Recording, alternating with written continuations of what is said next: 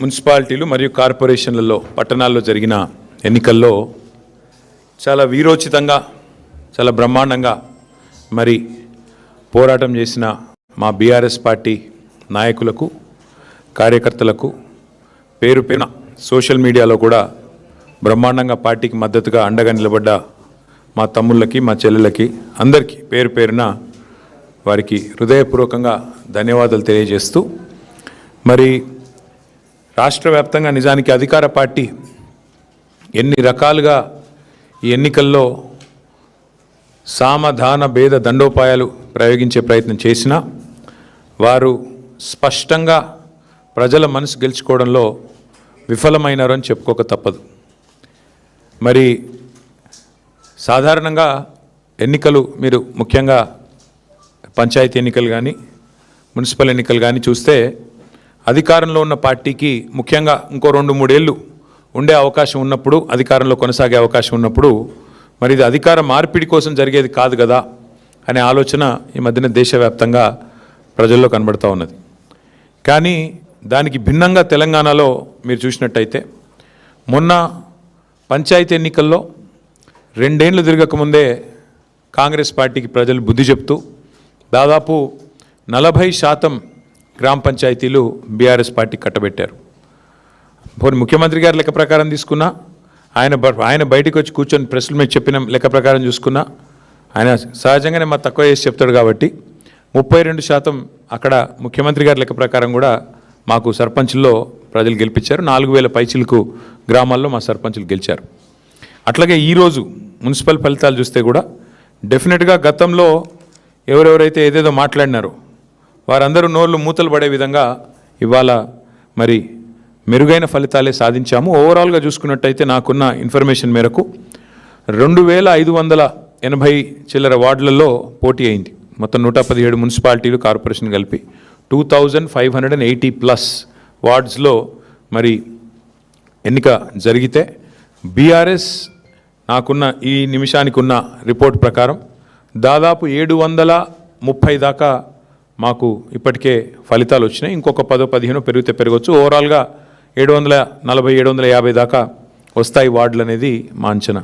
అంటే దాదాపుగా మీరు చూసుకున్నట్టయితే ఒక 30% పైగానే ఇక్కడ కూడా ఫలితాలు వచ్చినాయి. దానికంటే కూడా ముఖ్యంగా చాలా వీరోచితమైన పోరాటం. నిజంగా చెప్పాలంటే కొన్ని చోట్ల ఇవాళ అధికార పార్టీ తట్టుకోలేక ఇవాళ గద్వాలలో ఒక వార్డులో 4 సార్లు రీకౌంటింగ్ చేయించారు. అంటే కాంగ్రెస్ గెలిచేదాకా రీకౌంటింగ్ చేసి ఆఖరికి ఒక ఓటుతో గెలిచిందని చెప్పి అధికారులను అడ్డం పెట్టుకొని గద్వాలలో ఒక వార్డు నెగ్గే ప్రయత్నం చేసినారు. వర్ధనపేటలో ఈ నిమిషానికి మనం ఇక్కడ మాట్లాడుతున్నాం, అక్కడ ధర్నా నడుస్తుంది. మా కౌన్సిలర్లను ఎత్తుకొని పోయి గెలిచిన కాడ రీకౌంటింగ్ 4 సార్లు చేసి అక్కడ కూడా ఇదే ప్రయత్నం. చౌటుప్పల్లో ఇదే రకమైన ప్రయత్నం. అంటే అధికారులను, అధికార యంత్రాంగాన్ని, అధికార బలాన్ని అడ్డం పెట్టుకొని గెలిచినమా అంటే గెలిచినాం అనిపించుకోవడానికి సాంకేతికంగా నానా తంటాలు కాంగ్రెస్ పార్టీ పడతా ఉన్నది. అయినప్పటికీ నాకున్న ఇన్ఫర్మేషన్ ప్రకారం మొత్తం 117 మొత్తం పట్టణాల్లో జరిగిన ఈ ఎన్నికల్లో మాకు ప్రత్యక్షంగా డైరెక్ట్గా అంటే ఎవరి అవసరం లేకుండా నేరుగా దాదాపు 15 నుంచి 16 నేరుగా గెలుస్తున్నాము. పరోక్షంగా ఎందుకంటే అక్కడ మేము సింగిల్ లార్జెస్ట్ పార్టీగా ఉన్నాం, అక్కడ కూడా ఇంకో దాదాపు 10-15 చోట్ల అవకాశాలు ఉన్నట్టుగా నాకు సమాచారం ఉంది. చూద్దాం మరి ఇప్పుడు అల్టిమేట్గా 16 తారీఖు నాడు అన్ని విషయాలు తెలుస్తాయి. అయితే ఇక్కడ ఒక్క విషయం మాత్రం చెప్పాలి. నిన్ననే మా శ్రీనివాస్ యాదవ్ గారు నిన్ననే చెప్పారు, 2020లో ఆనాడు మున్సిపల్ ఎన్నికలు జరిగితే మొత్తం 130 మేయర్లకు, చైర్పర్సన్లకు ఆ రోజు మున్సిపల్ ఎన్నికలు జరిగినాయి. టీఆర్ఎస్ పార్టీ ఆ రోజు డైరెక్ట్గా 122 టీఆర్ఎస్ గెలిస్తే మున్సిపాలిటీలు అదేవిధంగా కార్పొరేషన్లు, కాంగ్రెస్ 4 గెలిచింది, బీజేపీ 2 గెలిచింది, ఎంఐఎం 2 గెలిచింది. ఇది ఆ రోజు లెక్క 2020. మరి ఈరోజు ఇప్పుడే నేను మేము ముందు పెడుతున్న లెక్క చూస్తే ప్రత్యక్షంగా డైరెక్ట్గా మేము ఇప్పుడు 15 పైన గెలవబోతూ ఉన్నాము. దాంతోపాటు పరోక్షంగా అంటే మేము సింగిల్ లార్జెస్ట్ పార్టీగా ఉన్న కాడ మరి దాదాపు మరో 10-15 చోట్ల మాకు చాయిస్ ఉంది, అవకాశం ఉంది. కాబట్టి ఓవరాల్గా చూసుకుంటే 117లో డెఫినెట్గా మంచి ఫలితాలు వచ్చినట్టుగానే మేము భావిస్తూ ఉన్నాం. అయితే సరే ఇక డబ్బు, మద్యము, అధికార యంత్రాంగ దుర్వినియోగము ఇవన్నీ కూడా తారాస్థాయికి చేరినాయి. చూస్తూ ఉన్నారు, మీరు కూడా చూస్తున్నారు. ఇప్పుడు మీరు కూడా టీవీలలో మీరు కూడా స్క్రోలింగ్లు ఇచ్చారు, మీరు కూడా వీడియోలు ఇచ్చారు. చాలా చోట్ల మరి పెద్ద ఎత్తున విస్తృతంగా అధికార దుర్వినియోగం కూడా జరిగింది. అయినప్పటికీ ఓటర్లు మాత్రం భయపడకుండా బయటకు వచ్చి ఓటేసినందుకు వారికి కూడా మేము ధన్యవాదాలు చెప్తా ఉన్నాం. సరే, అక్రమాల ద్వారా ఇక మొదలుపెట్టినారు ఆల్రెడీ. బేరాలు, బేరసారాలు, ఎత్తుకుపోవడాలు, పోలీసులను పంపించి బెదిరించడాలు ఇవన్నీ మొదలైనవి ఆల్రెడీ రాష్ట్ర వ్యాప్తంగా. ఎట్లా గెలిచిన దాన్ని, మా దగ్గర గెలిచిన దాన్ని కూడా లాక్కునే ప్రయత్నం కూడా చేస్తూ ఉన్నారు. అయినా కూడా పర్వాలేదు, కొట్లాడతాం. అయితే మాకు సంతోషకరమైన విషయం ఏమంటే, సింగరేణిలో జరుగుతున్న బొగ్గు కుంభకోణం ఏదైతే ముఖ్యమంత్రి గారి బావమరిది కీలక పాత్రధారిగా, ముఖ్యమంత్రి బావమరిది కింగ్ పిన్గా సింగరేణిలో ఏదైతే 6,000 కోట్ల కుంభకోణాలు చేసినారని మేము బయట పెట్టినామో, దాని తర్వాత మాతో పాటు CPI, communist party of India కలిసి వచ్చి మాకు చెన్నూరు నియోజకవర్గంలో క్యాతన్పల్లి మున్సిపాలిటీలో మాతో పాటు కలిసి ప్రచారంలో పాల్గొనడమే కాకుండా సీతారాములు గారు ఈరోజు ఆ మున్సిపాలిటీ కూడా మేము గెలుచుకున్నాం. అంటే సింగరేణి ప్రాంతంలో, సింగరేణిలో జరుగుతున్న దోపిడీ ఏదైతే ఉన్నదో, ఈ దోపిడీలో ముఖ్యంగా కాంగ్రెస్, బీజేపీ కలిసి పనిచేస్తూ ఉన్నాయి కాబట్టి వారిని నిరోధించడానికి సిపిఐ కలిసి వస్తే వారిని కూడా కలుపుకున్నాం. నేను ఇక్కడికి వచ్చే ముందు మిత్రులు కొత్తగూడెం శాసనసభ్యులు రాష్ట్ర సిపిఐ సెక్రటరీ సాంబశివరావు గారితో కూడా నేను మాట్లాడాను. కొత్తగూడెంలో కూడా ఈరోజు హంగ్ వచ్చింది. అక్కడ కూడా సిపిఐకి 25 ఏదో వచ్చినట్టున్నాయి, మాకు 9, 10 వచ్చినట్టున్నాయి. కాబట్టి నేను వారికైతే ఓపెన్ ఆఫర్ ఇచ్చినాను. సింగరేణిలో జరుగుతున్న కుంభకోణాలు, సింగరేణిలో జరుగుతున్న దుర్మార్గాలు, అరాచకాలకు అడ్డుకట్ట వేయాలి అంటే డెఫినెట్గా మేము మీతో కలిసి వస్తాము. కాంగ్రెస్, బీజేపీని అడ్డుకోవాల్సిన అవసరం ఉంది. ఎందుకంటే ఈ రెండు చోట్ల కూడా అక్కడ 51% వాటా సింగరేణిలో రాష్ట్ర ప్రభుత్వానికి ఉంది, కాంగ్రెస్ ప్రభుత్వం ఇక్కడ ఉన్నది. 49% వాటా కేంద్ర ప్రభుత్వానికి ఉంది, బీజేపీకి అందులో భాగస్వామ్యం ఉంది. ఇన్ని అక్రమాలు జరుగుతున్నాయని చెప్పి మేము గొంతెత్తి ధర్నాలు చేసి, క్షేత్రంలో ఘోషించి, ప్రెస్ మీట్లు పెట్టి, గవర్నర్ని కలిసి ఇంత హంగామా చేస్తే మరి ఇంతవరకు అటు కాంగ్రెస్ చప్పుడు చేయదు, ఇటు బీజేపీ చప్పుడు చేయదు. అందుకే మిత్రులు సిపిఐ రాష్ట్ర సెక్రటరీ మరి సాంబశివరావు గారికి నేను ఫోన్ చేసి చెప్పాను, మీరు కనుక తీసుకోవాలనుకుంటే కొత్తగూడెం కార్పొరేషన్ మీరు తీసుకోండి, మేము మద్దతు ఇస్తాం ఓపెన్గా అని చెప్పి కూడా వారికి చెప్పడం జరిగింది. ప్యూర్లీ ఒకటే ఉద్దేశం, సింగరేణిలో జరుగుతున్న దోపిడీని, సింగరేణి కేంద్రంగా ఉన్న కొత్తగూడెంలో తప్పకుండా అక్కడ మరి కాంగ్రెస్, బీజేపీని ఎండగట్టాలన్న ఉద్దేశంతోనే ఈ ఆఫర్ కూడా మేము ఇచ్చాము. అట్లా కలిసి వచ్చే లౌకిక పార్టీలు ఉంటాయి, చాలా రకరకాల కాంబినేషన్స్ ఉంటాయి.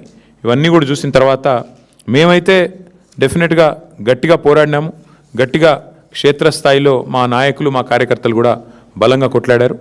మంచి భవిష్యత్తు ఉంది అనడానికి. అట్లాగే ఈరోజు మరి ప్రధాన ప్రత్యామ్నాయం, ప్రధాన ప్రతిపక్షమే ఈ రాష్ట్రంలో. కాంగ్రెస్తో పోరాడగలిగిన శక్తి, కాంగ్రెస్ను గద్దెదించే శక్తి, బీజేపీని నిరోధించే శక్తి ఖచ్చితంగా బీఆర్ఎస్కు మాత్రమే ఉంది అని మొన్న పల్లెల్లో జరిగిన ఎన్నికలు, ఇవాళ పట్టణంలో జరిగిన ఎన్నికలు తేల్చి చెప్పాయి. పల్లెల్లో 4,000 పైచిలకు సర్పంచులు గెలిపించారు ప్రజలు. మరి అట్లాగే పట్టణంలో కూడా ఇది చూస్తే దాదాపు 730-740 వార్డులు గెలిచి అక్కడ ఇక్కడ 2 చోట్ల కూడా ప్రధాన ప్రతిపక్షం కేవలం బీఆర్ఎస్ మాత్రమే, పోరాడే సత్తా ఉన్న పార్టీ బీఆర్ఎస్ మాత్రమే. 2 పార్టీలు, ఒకటి ఢిల్లీలో అధికారంలో ఉంది, ఇంకోటి రెండోది రాష్ట్రంలో అధికారంలో ఉంది. కానీ ఈ 2 పార్టీలు ఉన్నప్పటికీ, ఎన్ని రకాల కుయుక్తులు పనినప్పటికీ బీఆర్ఎస్ఏ, కేసీఆర్ గారి నాయకత్వమే ఈ రాష్ట్రానికి శ్రీరామ రక్ష అని చెప్పి మళ్ళీ ఒకసారి అటు పల్లెల్లో ఇటు పట్టణంలో ప్రజలు తేల్చినట్టయింది.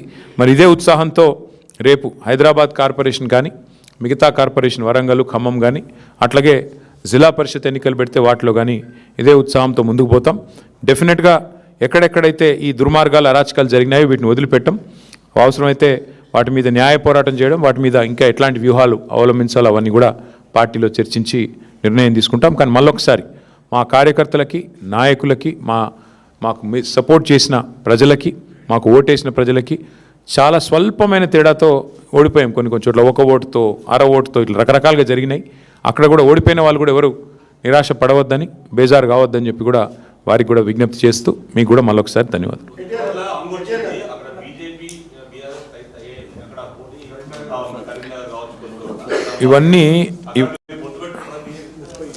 ఇవన్నీ బ్రదర్, ఇవన్నీ ఒక దగ్గర లేట్ల పరిస్థితి. దాదాపు 30 చోట్ల ఉంది. కావాలంటే లిస్ట్ చదవమంటే చదువుతా. ఇక్కడ నాగర్ ఉంది, ఎక్కడెక్కడ హంగు ఉన్నది అనే దానికి ఇగో చదువుతా నేను. జనగామ, మేబ్బాదు, కే సముద్రము, వర్ధన్నపేట, గద్వాల, అల్లంపూరు, దేవరకద్ర, ఇగో మొత్తం 30 లిస్ట్ ఉంది. దీన్ని బట్టి ఏమర్థమవుతుంది నీకు? మేము ఆల్రెడీ స్పష్టంగా గెలిచింది దాదాపు ఒక 15-16 ఉన్నాయి. అవి కాకుండా 30 హంగు ఉన్నాయి. అంటే రాష్ట్రంలో 117 చోట్ల ఎన్నికలు జరిగితే 30 హంగు ఉన్నాయి, 15 మేము గెలిచినాం. అంటే 46 పోనీ వాళ్ళు గెలిచిందని. కాబట్టి నేనేమంటున్నా అంటే ఇక్కడ ఏ వైఖరి అవలంబించాలి, మా పెద్దలు మా పార్టీ అధ్యక్షులు కేసీఆర్ గారితో కూడా మాట్లాడతాం. అట్లే స్థానిక నాయకత్వం మనోభావాలు కూడా మేము, ఎందుకంటే స్థానిక ఎన్నిక, స్థానిక నాయకుల మనోభావాలు, స్థానికంగా ఏం పరిస్థితులు ఉన్నాయి అవి కూడా బేరీ చేసుకున్నాక నిర్ణయం తీసుకుంటాం. ఇంకా 2 days టైం ఉంది కాబట్టి ఆలోచించి నిర్ణయం తీసుకుంటాము. ఇప్పుడు నేను ఓపెన్గా చెప్పాను, కొత్తగూడెంలో కాంగ్రెస్ బీజేపీ 2 కలిసి సింగరేణికి అన్యాయం చేస్తున్నాయి. ఇందులో వేరే ఉద్దేశం ఏం లేదు, మాకు రాజకీయపరమైన ఉద్దేశం ఎజెండా ఏం లేదు. సింగరేణిని 2 జాతీయ పార్టీలు గొంతు కోస్తున్నాయి. ఇవాళ కాంగ్రెస్ దోపిడీ చేస్తుంటే బీజేపీ ఎందుకు మౌనంగా ఉంటుందని మేము అడుగుతున్నాము. ఆధారాలతో ఆధార సహితంగా మేము స్పష్టంగా కుంభకోణం జరిగిందని బయటపెడితే ఎందుకు బీజేపీ ఉపేక్షిస్తున్నది, ఎందుకు రేవంత్ రెడ్డిని కాపాడుతున్నది? రేవంత్ రెడ్డి బావమరిదే కింగ్ పిన్గా ఇంత పెద్ద కుంభకోణం నడుస్తుంటే భారతీయ జనతా పార్టీ ప్రభుత్వం ఎందుకు అడ్డుకుంటున్నది, ఎందుకు అడ్డుకోలేకపోతున్నది, ఎందుకు కాపాడుతున్నది కాంగ్రెస్ అరాచకాలని అనేది మా ప్రధాన ప్రశ్న. అందుకే సిపిఐ నాయకత్వానికి నేను అందుకే ఓపెన్గా చెప్తా ఉన్నా, ఇలాంటి ప్రత్యేకమైన పరిస్థితులు ఉంటాయి అక్కడక్కడ. దాన్ని బట్టి మరి మా పెద్దలతో చర్చించి పార్టీలో చర్చించిన తర్వాత స్థానిక నాయకత్వ మనోభావాలు దృష్టిలో పెట్టుకుని నిర్ణయం తీసుకుంటాం.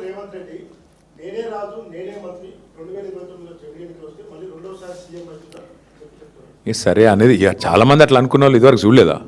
తుగ్లక్ ఉండే ఒకడు, ఇక చాలామంది ఉన్నారు అసొంటోళ్ళు. అట్లాంటి పిచ్చి తుగ్లక్లు చాలామంది ఉంటారు. అట్లాంటి వాళ్ళు వస్తారు పోతారు, ఎవ్వరూ పర్మనెంట్ కాదు. నేనే రాజు నేనే మంత్రి అనుకున్న వాళ్ళు చాలామంది అట్లనే గాలి కొట్టుకొని పోయినరు. ఈ దేశము చాలా గొప్ప దేశం. ప్రజల చైతన్యాన్ని కూడా ఎవరైనా తక్కువ అంచనా ఇస్తే చాలా తెలివి తక్కువది.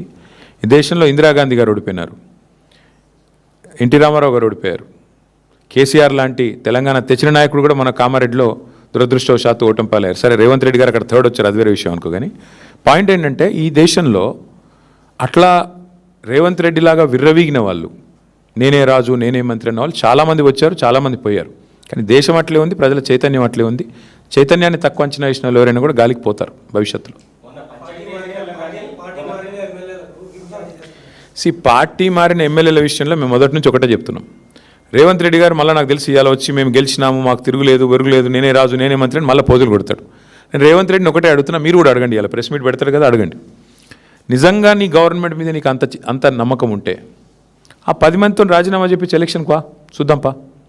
ఎందుకంటే ఇవి స్థానిక ఎన్నికలు. ఆ స్థానికంగా మోరీ బాగుందా, ఆడ నీళ్ళు వస్తున్నాయా లేవా, ఆడ అభ్యర్థి ఓడిపోయిందా గెలిచిండా, వీటన్నిటి మీకెళ్ళి నడుస్తుంది. ప్లస్ ప్రభుత్వం ఎన్నిటి మీకెళ్ళి నడుస్తుంది. నీకు తెలుసు నాకు తెలుసు.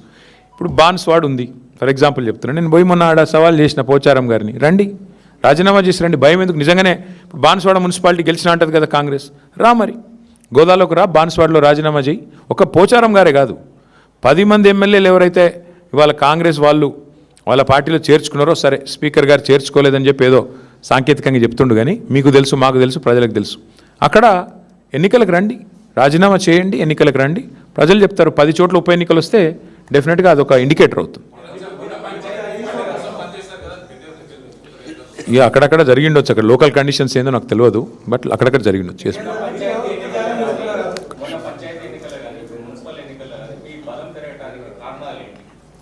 ఒకటి ప్రధాన ప్రతిపక్షంగా మేము సఫలమయ్యామని భావిస్తూ ఉన్నాం. ప్రజల ఇష్యూస్ మేము ఎత్తుకున్నాం.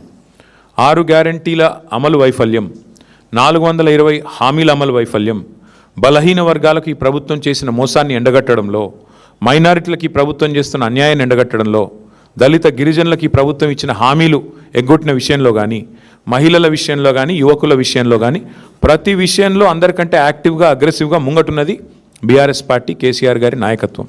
కాబట్టి సహజంగానే మా కోసం కొట్లాడుతున్న వాళ్ళు అనే భావన ఉన్నప్పుడు ప్రజలు కూడా మాకే మద్దతు ఇస్తారు. ఇంకోటి ఇప్పుడు 2 ఏళ్ళకే ఇట్లుందంటే, ఇప్పుడే నేను మీకు చెప్పిన బ్రదర్, మళ్ళొకసారి చెప్తా ఉన్నా, 2020లో అంటే సరిగ్గా అప్పుడు మాకు కూడా ఎలక్షన్కి ఇంకా 3 ఏళ్ళు దూరం ఉండే. ఆ రోజు 130 మున్సిపాలిటీలో ఎలక్షన్ అయితే మేము 122 గెలిచినాం. కాంగ్రెస్ కేవలం 4, సింగిల్ డిజిట్ దాటలే. ఇక బీజేపీ 2, ఎంఐఎం 2.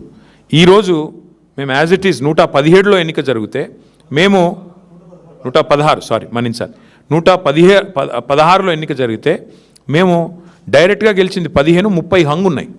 దీన్ని బట్టి అర్థం చేసుకోవచ్చు మీరు ప్రజల ఆగ్రహం కానీ, ప్రజల అభిప్రాయం కానీ. జనరల్గా సర్వసాధారణంగా ఇప్పుడు మేము 32 జిల్లా పరిషత్లు 32 గెలిచామా? ఆ రోజు కార్పొరేషన్లు అన్నీ గెలిచినాం 10కి 10. మున్సిపాలిటీలో 130 అంటే 122 గెలిచినాం. కాబట్టి ఇట్లాంటి పరిస్థితులు ఆ రోజు ఉండే, కానీ ఈరోజు ప్రజల్లో మార్పు, ప్రజల్లో ఎంత వ్యతిరేకత ఉంది ఈ ప్రభుత్వం మీద అన్నది ఆల్రెడీ బయటపడుతుంది. అందులో మళ్ళీ ఇన్ని అక్రమాలు, ఎత్తుకపోవడు, గుంజుకపోవడు, మళ్ళీ చేసిందే చేసి మళ్ళీ కాంగ్రెస్ గెలిచేదాకా కౌంటింగ్ చేయించుడు. మా వాళ్ళని ఇప్పుడు ఈ నిమిషానికి మా ఆరూరు రమేష్ ధర్నా చేస్తున్నారు అక్కడ పోలీస్ స్టేషన్ ముంగట.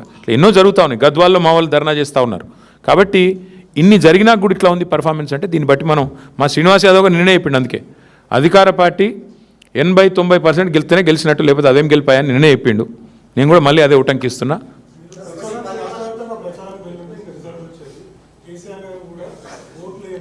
మేము మీకు ముందే చెప్పాను బ్రదర్, మీరు నాతో చిట్చాట్లో మీరు నాకు ఒక 3-4 రోజులు ముందు కలిసినారు. అప్పుడే చెప్పిన నేను స్థానిక ఎన్నికలు స్థానికంగానే కొట్లాడతామన్నారు. నేను ఒకటి జిల్లాకు 2 జిల్లాలకు పోయినా, వరంగల్ పోయినా, నిజామాబాద్ పోయినా తప్ప ఎక్కడ పోలేదు. మిగతా నాయకులు కూడా ఎవరి జిల్లాలో వాళ్ళు ప్రచారం చేసినారు, ఎవరి క్షేత్రంలో వాళ్ళు.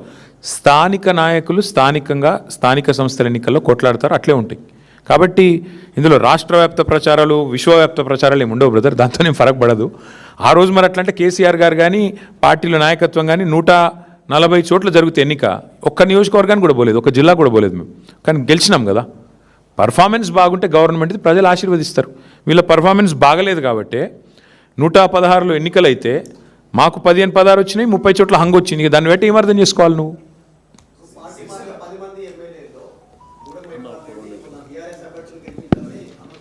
ఒక్క నిమిషం బాస్, మిగతా విషయాలు శ్రీనివాస్ యాదవ్ గారు చెప్తారు.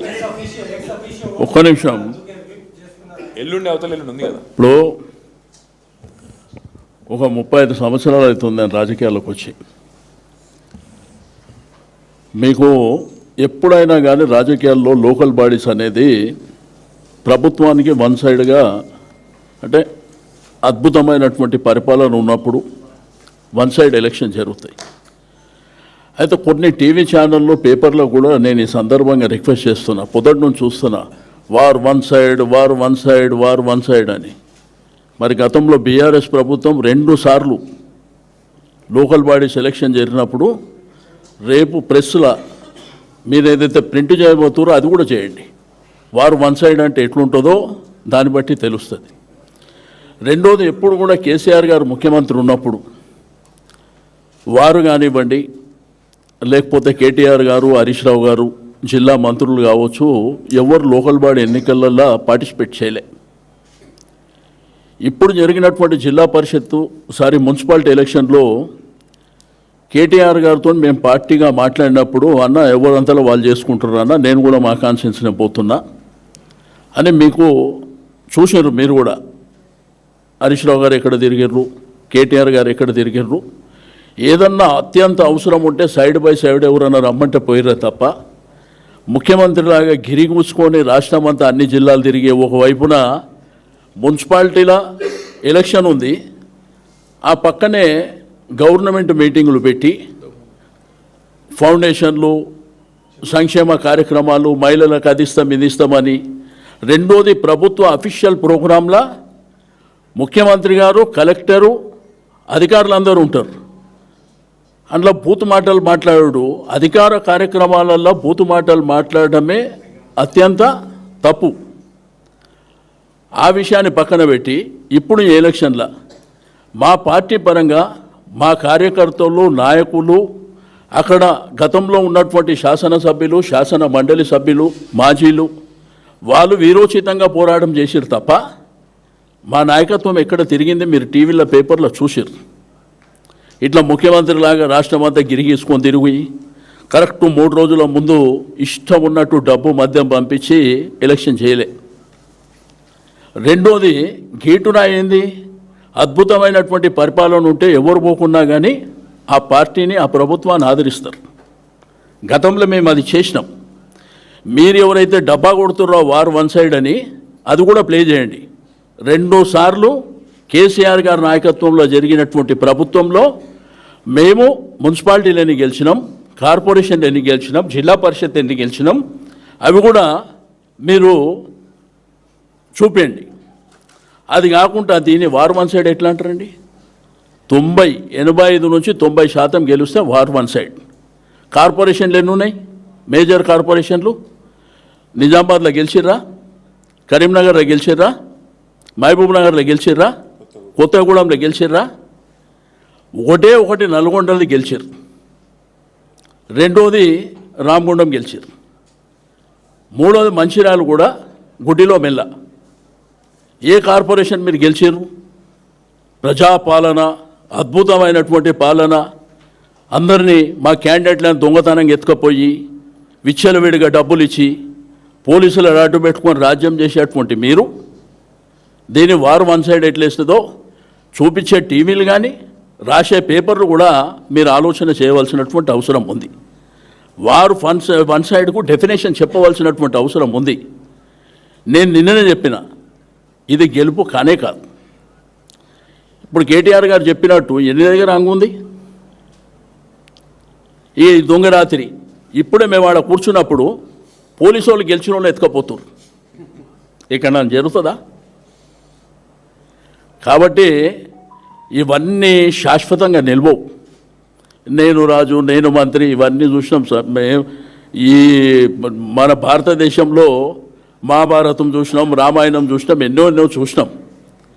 కానీ ఒకటి మాత్రం గుర్తుపెట్టుకోండి, మొన్న జరిగిన పంచాయతీ ఎన్నికలు కానీ, ఈరోజు జరిగిన మున్సిపల్ ఎలక్షన్ కానీ, ఈ రిజల్ట్స్ కానీ మీ పరిపాలనకు ఈ రిజల్ట్స్ అనేది గీటురాయిగా లేదు. మీరు అది గమనించుకోవాల్సినటువంటి అవసరం ఉంది. మీ విర్రవీగేటువంటి మనస్తత్వాలకు ఖమ్మంలో ముగ్గురు విర్రవీగారు. కొత్తగూడెం మేజర్ కార్పొరేషన్ కదా, చిన్న మున్సిపాలిటీలు ఎన్ని గెలిచినా మేజర్ కార్పొరేషన్ కొత్తగూడెమే కదా. ఎన్ని వచ్చినాయి? 20 వచ్చినాయి కాంగ్రెస్కి. అక్కడ వాళ్ళకంటే సిపిఐకి 25 వచ్చినాయి, మాకు 9-10 వచ్చినాయి.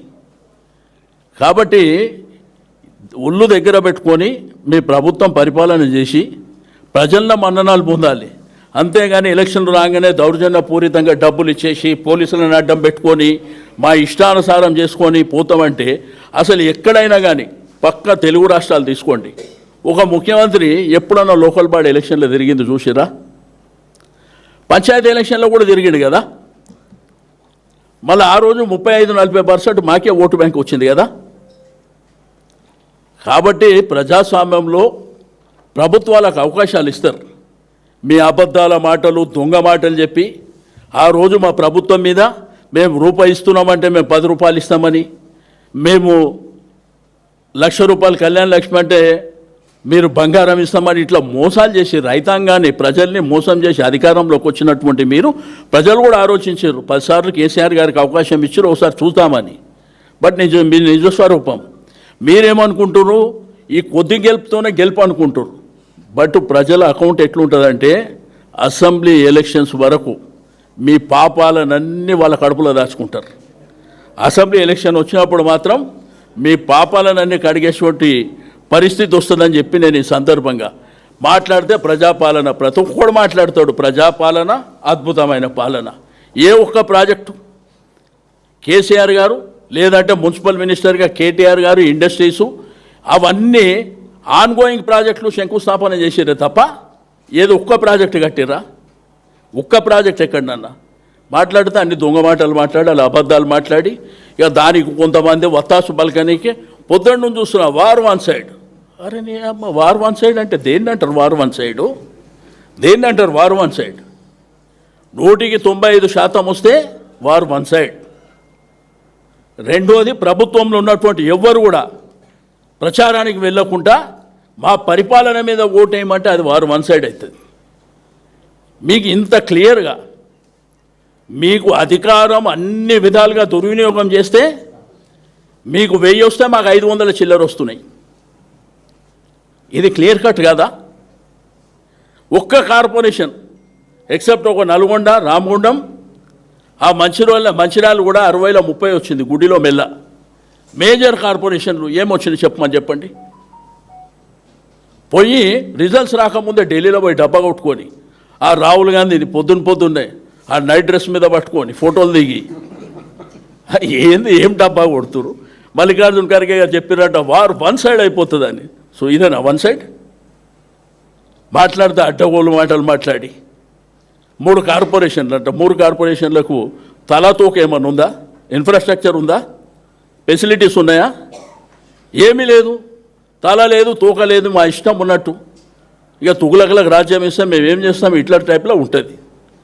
కాబట్టి ఒకసారి ప్రజలు అన్నీ వాచ్ చేస్తున్నారు. బట్ టైం వచ్చినప్పుడు చురుక పెడతారు. అప్పుడప్పుడు ఏంటంటే జస్ట్ చురుకలు మున్సిపాలిటీ పంచాయతీలో పెట్టి, పెద్దది పెట్టేది మాత్రం అసెంబ్లీ ఎలక్షన్లో పెడతారు. మీరు ఇట్లనే విర్రవీక్కుంటూ పోండి, మీ కర్మ మీరే అనుభవిస్తారు. రెండోది, మీరు అడిగారు ఇంతకుముందు నేనే రాజు నేనే మంత్రి అంటే కేటీఆర్ గారిని అడిగారు.